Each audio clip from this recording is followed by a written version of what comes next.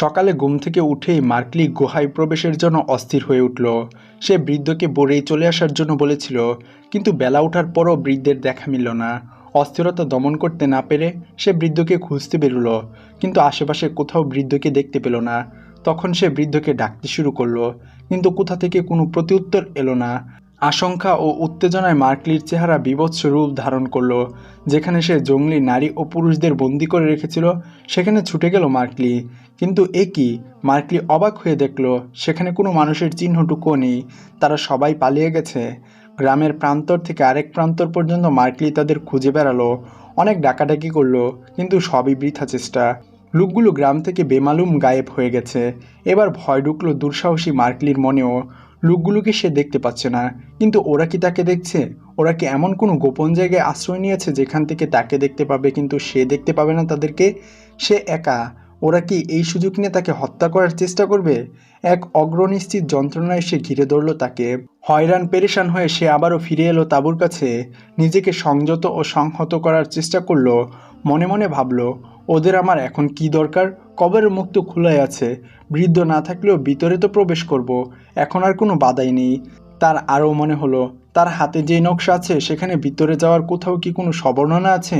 এই নকশা দেখে সে সব গুপ্তধন খুঁজে বের করতে পারবে। মার্কলি ইসমাইল ও কাস্তুরীকে বলল, চলো ভিতরে ঢুকে দেখি। ইসমাইল নিরলস কণ্ঠে বলল, চলো। আগত্যায় কাস্তুরীকেও তাদের সঙ্গী হতে হলো।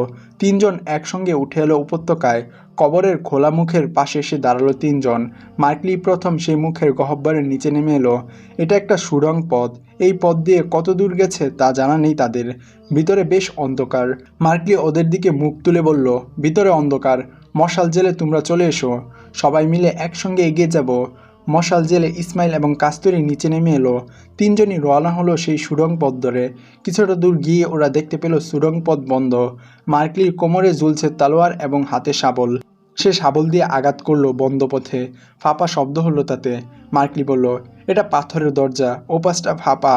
পাথরের এই দরজা ভাঙার জন্য মার্কলি ক্রমাগত আঘাত করতে লাগলো এর উপর। একপাশে সামান্য ফুটার সৃষ্টি হলো। ইসমাইল শুরু করলো হাতুড়ি পেটা।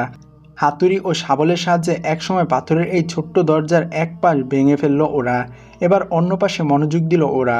অনেক পরিশ্রম ও কষ্টের পর দরজাটা ভেঙে উল্টো দিকে পড়ে গেল। দরজাটা ছিল নিরেট পাথরের এবং অসম্ভব ভারী। উল্টো দিকে ভেঙে পড়ার সাথে সাথেই ভূমিকম্পের মতো কেঁপে উঠল পুরো গুহা। ভিতর থেকে 1500-1600 বছরে আটকে থাকা গ্যাস ও দুর্গন্ধ এসে ঝাপটা দিল ওদের নাকি মুখে। সেই গন্ধের চাপ সইতে না পেরে ইসমাইল ও কাস্তুরী পিছনে সরে গেল, কিন্তু মার্কলি নাকি মুখে কাপড় জড়িয়ে সেখানেই দাঁড়িয়ে রইল। একটু পর গ্যাস বেরিয়ে গেলে ওরা এসে সামিল হলো মার্কলির সাথে। কয়েক কদম অগ্রসর হবার পর নিচে নামার একটা সিঁড়ি পড়ল ওদের সামনে। কোনো কথা না বলে গাড় ফিরিয়ে চোখ দিয়ে নিচে নামার ইঙ্গিত করে মার্কলি পা বাড়ালো সিঁড়ির দিকে। সিঁড়ির উপরে মানুষের মাথার খুলি, হাড় হাড্ডি, কঙ্কাল পড়ে থাকতে দেখলো। তার সাথে দেখলো বর্ষা ও ডাল তলোয়ার পড়ে আছে। বোঝা যায় এগুলো প্রাণীদেহের হাড় ও কঙ্কাল। জীবন্ত অবস্থায় এদেরকে পাহাড়ে রেখেই এই বিশাল কবরের মুখ পাথরে চাপা দেওয়া হয়েছিল। সিঁড়ি ভেঙে অনেক নিচে নেমে এলো ওরা। প্রবেশ করলো চারদিকে নিরট পাথরের দেওয়ালে ঘেরা এক বিশাল হলরুমে। হলরুমটি এমন সুন্দরভাবে আস্তরণ ও পলিশ করা যে এখনও জকজক চকচক করছে। মনে হয় গতকালই এতে নতুন করে রং করা হয়েছে। কারিগররা কত দীর্ঘ সময় ও কত কাল ধরে পাথর কেটে এই বিশাল হলরুম বানিয়েছে তা ভাবতে গিয়ে কোনো থো পেল না তারা। মার্কলি অবাক বিস্ময় নিয়ে তাকিয়ে রইল হলরুমে রাখা সুন্দর নৌকার দিকে। নৌকার সাথে মাল্লাদের বেঁধে রাখা হয়েছিল যাতে ওরা পালিয়ে যেতে না পারে। এখনও নৌকায় ওদের মাথার খুলি ও কঙ্কাল পড়ে আছে। ইসমাইল ও কাস্তুরী বিস্মিত হয়ে চারদিকে ঘুরে ঘুরে দেখতে লাগলো এর কারুকাজ। হলরুমের একপাশে অন্ধকারের দরজা একটি দেখতে পেল ওরা। ইসমাইল বলল, মার্কলি, ওই যে দরজা। ওরা সেই অন্ধকার দরজায় করিডোরে পা রাখলো। করিডোরের মেঝে অসম্ভব মসৃণ।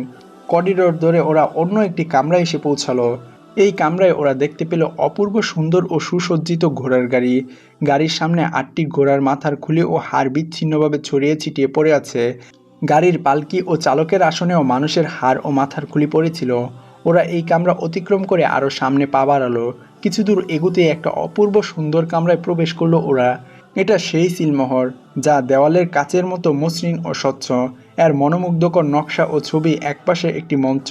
মঞ্চে ওঠার জন্য কয়েক ধাপ সিঁড়ি। সিঁড়ি বেয়ে ওরা মঞ্চের উপরে উঠে এলো। মঞ্চের উপর শ্বেতপাথরের কারুকার্যময় বিশাল চেয়ার। দুপাশের হাতলের মাথার কেশল ফোলানো সিংহ মূর্তি, সেই বিশাল চেয়ারের উপর রিম্যান্সের মূর্তি বসানো। মূর্তিটিও মূল্যবান পাথরে গড়া।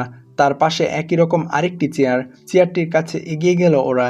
সেই চেয়ারে মাথার খুলি ও কঙ্কাল পড়ে আছে। কাস্তুরী সেই মাথার খুলির দিকে ঝুঁকে দাঁড়ালো, দেখলো সেই খুলির সাথে পড়ে আছে মহামূল্যবান মতির হার। হারে নীল ও হীরার জ্যোতির্ময় পাথর বসানো। শুধু হার নয়, কানেরও বহুমূল্য গহনা ও হাতের আংটিও পড়ে আছে চেয়ারে। মূল্যবান হীরা জহরত ও পাথরগুলো চমকাচ্ছিল তখনও। মার্কলি একটা হাত দিয়ে উঠালো। কয়েক হাজার বছরের অতীত হবার পরও হীরা মতির চমক বিন্দুমাত্র নষ্ট হয়নি। মশালের আলোয় হীরার দ্যুতি চমকাচ্ছিল। মার্কলি কাস্তুরীর হাতটি গলায় পরিয়ে দিতে গেল, কিন্তু কাস্তুরী চিৎকার করে ইসমাইলের পিছনে লুকালো। মার্কলি হো হো করে হেসে উঠল। আমি তো তোমাকে বলেছিলাম আমি তোমাকে রানী ক্লিওপেট্রা বানাবো। ভয় পেও না কাস্তুরী, এই সবই তোমার। না, কাস্তুরী থরথর করে কম্পিত কণ্ঠে বলল, না, আমি এই কঙ্কাল ও খুলির মধ্যে আমার জীবনের পরিণাম দেখতে পাচ্ছি। এরাও আমার মতো জৌলুসে ভরা জীবনের অধিকারী ছিল, কিন্তু কোথায় আজ সেই জৌলুস?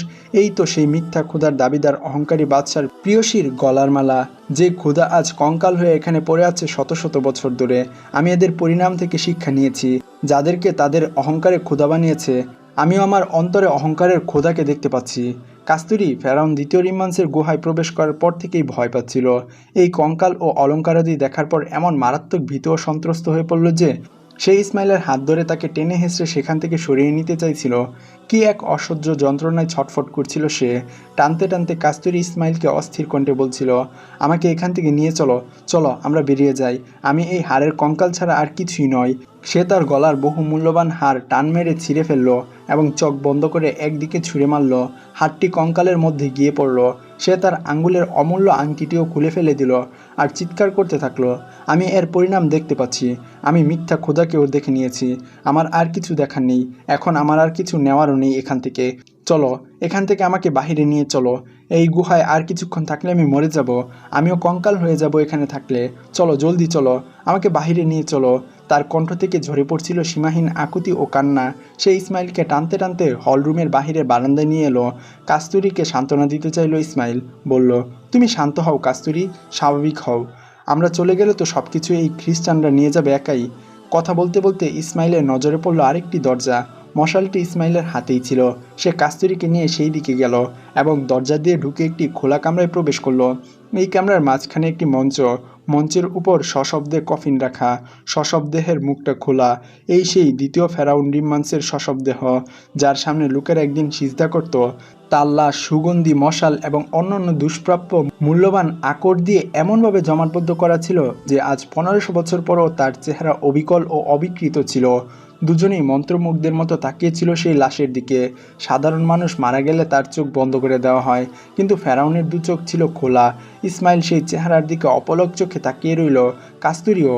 কারো মুখে কোনো কথা নেই, যেন বোবা হয়ে গেছে ওরা। অনেকক্ষণ এভাবেই তাকিয়ে থাকার পর হঠাৎ যেন সম্বিত ফিরে উঠল উভয়ই। অনেকক্ষণ একইভাবে তাকিয়ে থাকার পর হঠাৎ যেন সম্বিত ফিরে এলো উভয়ের। একই সাথে একে অপরের দিকে তাকালো ওরা, কিন্তু সে কেবল ক্ষণিকের। আবার ফেরাউনের চেহারায় ছুটে গেল ওদের দৃষ্টি। তারপর সেই দৃষ্টি কফিন থেকে নেমে এদিক ওদিক ছোটাছুটি করাতে লাগলো। চারদিকে কঙ্কালের অজস্র হাড়। ওরা কামরার ভিতর ঢাকনাবদ্ধ কফিনের মতো আরও কয়েকটি কারুকার্য খচিত বক্স দেখতে পেল। একটি বক্সের ঢাকনা খোলা। ইসমাইল এগিয়ে গেল বক্সটির কাছে। চোখ ছানাবাড়া হয়ে উঠল। মশালের আলোয় দুজন অবাক চোখে দেখল বাক্সটিতে হীরা জহরত ও সোনা গহনায় পরিপূর্ণ। তার উপর আরেকটি মানুষের হাত ও কঙ্কাল পড়ে আছে। অপর হাতে কঙ্কাল পড়ে আছে বাক্সের বাহিরে। একজন মানুষের মাথার খুলি ও কঙ্কালের হাড়গুলো পড়ে আছে বাক্সের পাশে। হায় রে মানুষ, ইসমাইল বলল। এই লোকটি মরার আগে গহনা ও হীরার টুকরো উঠাতে চেষ্টা করেছিল।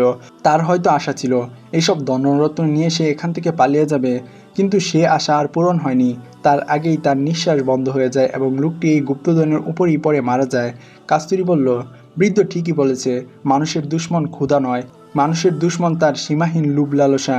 ইসমাইল সে বক্সের উপর হাত রেখে বলল, কাস্তুরী, তুমি তো লুভে পড়েই এসেছো। কিছু এখান থেকে নিয়ে যাও। আমার লোক মরে গেছে, আর সে কাস্তুরীও মারা গেছে। ইসমাইল আবারও বাক্সের দিকে হাত বাড়ালো। কাস্তুরী চিৎকার দিয়ে বলল, বাঁচো ইসমাইল, বাঁচো। তার এই চিৎকারে এমন কিছু ছিল যা মানুষের ইন্দ্রিয় রাজ্যে আঘাত হানে। ইসমাইল ছিল সদা সতর্ক ও উদ্ব্রাস্ত এক খুনি। কাস্তুরীর আচমকা এই কানফাটা চিৎকার তাকে সতর্ক করে দিল। সেই চিৎকারের মর্ম বুঝতে পেরে সেই মুহূর্তেই কাত হয়ে সরে পড়ল এবং ঘুরে দাঁড়িয়ে দেখতে পেল মার্কলি উন্মুক্ত তলোয়ার হাতে তাকে আক্রমণ করে বসেছে। আঘাত গিয়ে পড়ল বাক্সের উপর। মার্কলি চিৎকার করে বলে উঠল, এই গুপ্তধন আমার। ইসমাইলের কাছে ছিল খঞ্জর। খঞ্জর দিয়ে তালোয়ারের আঘাত ঠেকাতে পারবে না, সেটা জানে ইসমাইল। সে দেখল কাস্তুরীর পাশে একটি বর্শা পড়ে আছে। সে দ্রুত ছুটে গেল বৎসার পাশে এবং চকিতে তা উঠিয়ে নিয়ে ঘুরে দাঁড়ালো। মার্কলি ইসমাইলের উপর আঘাত হানার জন্য আবারও ঘুরে দাঁড়িয়ে তলোয়ার তুলল। ইসমাইল বর্শা দিয়ে সেই আঘাত ঠেকালো। ইসমাইলের হাত থেকে মশাল পড়ে গিয়েছিল। কাস্তুরী ছুটে গিয়ে সেই মশাল তুলে নিল হাতে। মার্কলি আবারও ইসমাইলের উপর বেপরোয়া আক্রমণ চালালো, যেন সে গুপ্তধনের লোভে অন্ধ বা পাগল হয়ে গেছে। ইসমাইল একদিকে সরে গিয়ে সেই আঘাতও আত্মরক্ষা করলো এবং মার্কলিকে আর আঘাত করার সুযোগ না দিয়ে পাশ থেকে সর্বশক্তি প্রয়োগ করে বর্শা দিয়ে আঘাত করলো মার্কলিকে। শ্বেত পাথরের কারুকার্যময় বিশাল এক চেহার, দুপাশে হাতলের মাথার কেশল ফোলানো সিংহ মূর্তি, সেই বিশাল চেহারের উপরে রিম্মান্সের মূর্তি বসানো। এই গোয়েন্দা কিছু গুরুত্বপূর্ণ ও মূল্যবান সংবাদ এনেছে। একজন গোয়েন্দার শাহাদাত ও অপরজনের গ্রেফতারির খবর সুলতান আইয়ুবীকে অস্থির করে তুলল। আলী বিন সুফিয়ান বুঝতে পারল এই খবর সুলতান আইয়ুবী একটু বেশি পেরেশান হয়ে পড়েছে। নিহত গোয়েন্দা আলী বিন সুফিয়ানের গোয়েন্দাবাহিনীর একজন দক্ষ ও অভিজ্ঞ সদস্য ছিল। আলী নিজেও তার মৃত্যুতে শোকাকুল ছিলেন। সুলতানের শোক দেখে তিনি আরও শোকার্ত হলেন। এই সদস্য সাময়িক গোপন তথ্য সংগ্রহ এবং এই তথ্যের সত্যতা নিরূপণে অত্যন্ত পারদর্শী ছিলেন। গোয়েন্দা বিভাগের একজন দক্ষ ব্যক্তির শাহাদাতে সুলতান যে পরিমাণ পেরেশান হলেন, নিয়মিত বাহিনীর শত শত সৈন্যের শাহাদাতেও তিনি এতটা আফসোস করেন না। সুলতান গোয়েন্দাদের এরকম শাহাদাতে প্রচণ্ড মানসিকভাবে আঘাত পান। এ ধরনের খবর পেলেই তার চেহারা মলিন ও বিষণ্ণ হয়ে যায়। এ ধরনের খবরে তিনি কতটা দুঃখ পান তাকে না দেখলে কেউ উপলব্ধিও করতে পারে না। একজন গোয়েন্দার শাহাদাত, অপরজন গ্রেফতারি সংবাদে আলী বিন সুফিয়ান সুলতান আইয়ুবীর মুখে দুঃখ ও বেদনার গভীর ছাপ দেখে বলল, আমিরে মুহতারাম, আপনার চেহারা যখন বিষণ্ণ হয় তখন মনে হয় মুসলমান জাতিটাই বিষণ্ণ হয়ে পড়েছে। ইসলামের সম্মান ও গৌরব জীবনের কুরবানি চায়। একদিন আমাদের দুজনকেও শহীদ হতে হবে। আমাদের দুটি গোয়েন্দার ক্ষতি হয়েছে। আমি আরও দুজন গোয়েন্দাকে পাঠিয়ে দেব। এই দ্বারা তো আর বন্ধ থাকবে না। এই দ্বারা বন্ধ হয়ে যাবে আমার মনে এমন কোনো সন্দেহ বা আশঙ্কা নেই আলী। গোয়েন্দার শাহাদাতে আমার মনে একটার সাথে দুটো চিন্তা জন্ম হয়। ভাবি, দিনের জন্য এমন একজন মুজাহিদ আজ দেশ ছেড়ে চলে গেল, যে আমাদের ভাই হয়েও আমাদের কাছ থেকে বহু দূরে ছিল। দিনের জন্য সে দূর দেশে পাড়ি জমিয়েছিল। দেশ থেকে দূরে, বিবি বাচ্চা থেকে দূরে, ভাই বোন মা বাবা থেকে অনেক দূরে। সেই দূরবিজনে চারদিকে শত্রুর পরিবিষ্টিত অবস্থায়ও সে তার দায়িত্বের কথা বলেনি। নিঃসঙ্গতা ও যাতনা সয়েছে, একাকিত্বের বেদনায় ভুগেছে, কিন্তু দায়িত্বে গাফিলতি করেনি। আর এমন নিষ্ঠার সাথে নিজ দায়িত্ব পালন করেছে যে দায়িত্বের জন্য নিজের জীবন পর্যন্ত কুরবানি দিয়েছে। অথচ এই জাতির আরেক শ্রেণীর মানুষ আছে যারা কেবল একটু আরাম আয়েসে জীবনযাপন করার জন্য নিজের ইমান পর্যন্ত বিকিয়ে দেয়। এইসব বেঈমান ও বিশ্বাসঘাতকরা সামান্য বিলাসিতার জন্য শত্রুর ষড়যন্ত্রে পা দিয়ে ইসলামের মূল কাটে। অনেকে না বুঝে, আবার কেউ কেউ বুঝেও ইসলামের ধ্বংস সাধনে শত্রুকে সহযোগিতা করে। আপনি কি চান সেনাবাহিনীর অফিসাররা এই ব্যাপারে জনগণকে সচেতন করার কাজে নেমে পড়ুক? আলী বিন সুফিয়ান বলল, অথবা আপনি নিজেই ইসলামের শ্রেষ্ঠত্ব ও ক্রুসেডদের ষড়যন্ত্রের ব্যাপারে জনগণকে সচেতন করার আত্মনিয়োগ করতে চান? আমার মনে হয় অনেকেই ঝোঁকের বসে শত্রুদের সহযোগিতা করে। এতে যে দেশ ও জাতির কি মারাত্মক ক্ষতি হয় তা তারা বুঝতে পারে না। অনেক সময় এতে যে শত্রুদের সহযোগিতা করা হয় তাও তারা বুঝতে পারে না। বুঝতে পারলে হয়তো অনেকেই চিন্তার পরিবর্তন আসবে এবং তারা এই ধরনের কাজ থেকে বিরত থাকবে। না, সুলতান আইয়ুবী বললেন, যখন মানুষ তার ইমান বিক্রি করতে চায়, কুরআন রাখলেও তার সামনে যখন অর্থ, নারী, সম্পদ সারাব রাখা হয়, তখন কথার ফুলঝুরিতে মন ভরে না তাদের। যারা অর্থ, সম্পদ, নারী ও সারাবের নেশায় আচ্ছন্ন হয়, সদুপদেশও তাদের মনে নেশা ধরাতে পারে না। ওরা হতে চায় সুখের রাজকুমার, বিপ্লবের সৈনিক হওয়ার আকাঙ্ক্ষা থাকে না তাদের। গাদ্দাররা শিশু নয়, মূর্খ, আহাম্মক, অবুঝ নয়। এরা সবাই কোনো না কোনো দায়িত্বশীল কর্মকর্তা বা অফিসার। এরা শাসক ও সেনা বিভাগের উচ্চ পদের লোক। এরা সাধারণ সৈনিকও নয়। শত্রুদের সাথে যুগসূত্র প্রশাসনের উচ্চপদস্থ কর্মকর্তা ও সামরিক অফিসাররাই করে থাকে। সৈনিকেরা যুদ্ধ করে মরে, তারা গাদ্দার হয় না। বড়জোর ধোঁকায় পড়ে বিদ্রোহের পথে ধাবিত হয়। কেউ ধোঁকায় পড়লে তাকে সঠিক পথের সন্ধান দেওয়া যায়, কিন্তু গাদ্দাররা জেনে বুঝেই গাদ্দারি করে। গাদ্দারদের সুপথে আনার জন্য আমি ওয়াজ নসিহত করে বৃথা সময় নষ্ট করতে চাই না। কোনো শাসক দুর্বল বা দায়িত্বহীন হলে এই পথ অবলম্বন করে। শুধু কথা ও আবেগময় বক্তৃতায় সেই জাতিকে জাগিয়ে তুলতে চায়। প্রশাসনিক অদক্ষতা ঢাকা দেওয়ার জন্য বাগার নম্বরকে সে একমাত্র হাতিয়ার বানিয়ে নেয়। এই কথা কেবল সরকারের লোকের বেলা প্রযোজ্য নয়। তুমি দেখবে মানুষ যত বিপদে পড়বে তত জোরে চিৎকার দিবে। বড় রকমের চিৎকার, সে যে বেশি রকম অসহায় তারই প্রমাণ করে। প্রতিপক্ষের মোকাবেলায় চিৎকার দিয়ে নয়, উপযুক্ত প্রতিরোধ গড়ে তুলে তার মোকাবেলা করতে হয়।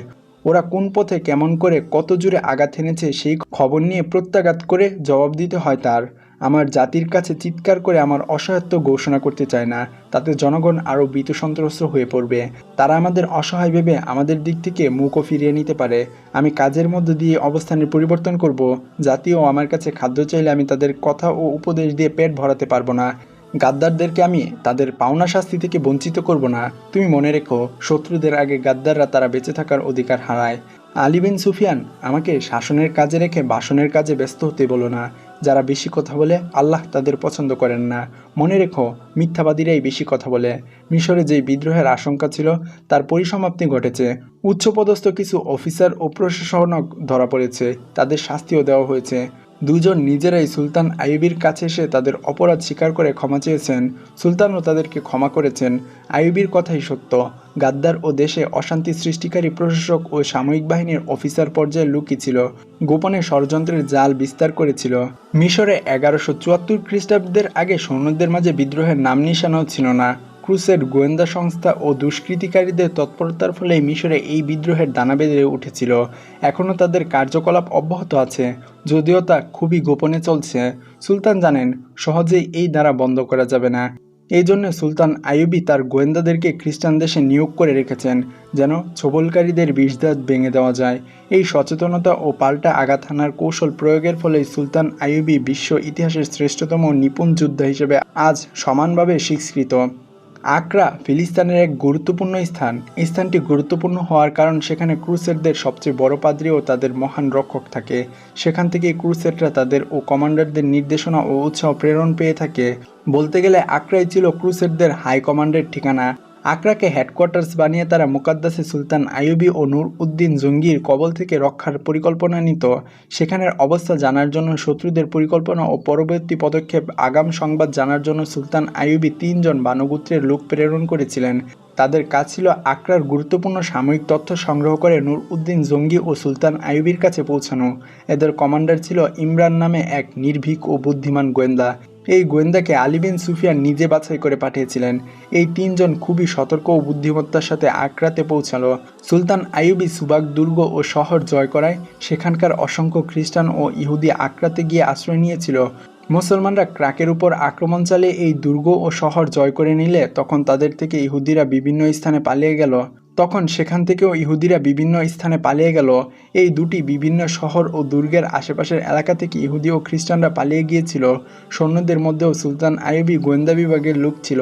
আলী বিন সুফিয়ানের নির্দেশে তাদের মধ্য থেকে কিছু গোয়েন্দা খ্রিস্টানদের ছদ্মবেশ নিয়ে খ্রিস্টান এলাকায় চলে গেল।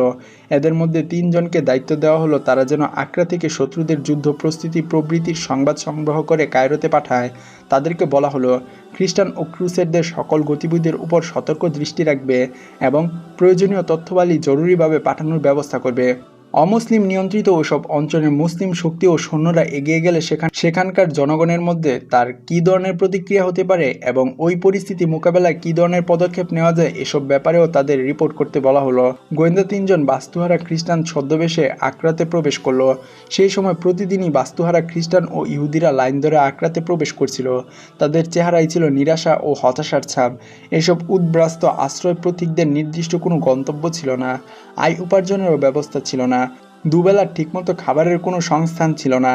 ইমরান ও তার 2 সাথী খ্রিস্টান সেজে সেখানে আশ্রয়প্রার্থী হলো। 3 জনই খুবই চালাক, সতর্ক ও শিক্ষিত ছিল। ইমরান সোজা বড় পাদ্রীর কাছে চলে গেল। সে তার বাড়ি এমন এক এলাকায় বলল যেখানে মুসলমানদের অধিকারে চলে গেছে। নিজেকে সে বিপন্ন অসহায় বলে প্রকাশ করলো। খ্রিস্ট ধর্মের একনিষ্ঠ ভক্ত ও পাগলা হিসেবে জাহির করলো নিজেকে। সে পাদ্রীর সামনে কেঁদে কেঁদে বলল তার বিবি বাচ্চারা সবাই মুসলমানদের হাতে নিহত হয়েছে। তার এখন আর কোনো পিছুটান নেই, বিবি বাচ্চার জন্য পেরেশানি নেই। সে বলল বাকি জীবন গির্জার সেবায় কাটিয়ে মরতে চায়। তোমার নাম কি? পাদ্রী প্রশ্ন করলো। সে তার নাম বলল জন গিনহার। গির্জায় থাকতে হলে যিশুর পুত্র হয়ে থাকতে হয়। দুনিয়ার প্রতি কোনো টান থাকলে তো চলবে না। আমি তো চিরকালে দেওয়ানা হয়ে জীবন কাটিয়েছি। দুনিয়ার প্রতি আমার কোনো লোভ কোনো কালেই ছিল না। বিবি বাচ্চাদেরও খোঁজখবর নিতাম না সব সময়। এই জন্য আমার বিবি ও শিশুরা কাঁদাকাটি করত আর অভিযোগ করে বলতো আমি নাকি কাজকর্ম করি না, শুধু আত্মার শান্তির জন্য ছুটে বেড়াই। একবার তো এই জন্য আমি খুব বিপদে পড়েছিলাম। আমাদের এলাকায় এক মৌলভী সাহেব ছিলেন, আমার দেওয়ানার হাতল দেখে বলল, জন, খোদা তো মসজিদে থাকে, তুমি কোথায় থেকে খুঁজে বেড়াচ্ছ? তার কথাবার্তা শুনে খুদাকে পাওয়ার জন্য আমি তো প্রায় ইসলাম ধর্ম গ্রহণ করেই ফেলেছিলাম। ইমরান পাদ্রী সাহেবকে আরও বলল, আমার বিশ্বাস আমার স্ত্রী ও সন্তানরা মুসলমানদের হাতে নিহত হওয়ায় খোদা তাদেরকে তার শান্তির আশ্রয় নিয়েছেন। কারণ আমি এমন অপদার্থ স্বামী ও বাবা ছিলাম, তাদের কোনো রুটি রুজির ব্যবস্থাও করতে পারতাম না। খোদাই আমার পরিবারের দেখাশোনা করতেন। আমার সন্তানেরা মাকে ছাড়া থাকতে পারতো না। আমি তাদের সম্পর্কে গাফেল ছিলাম বলে ওদের মাই ছিল ওদের একমাত্র আশ্রয়।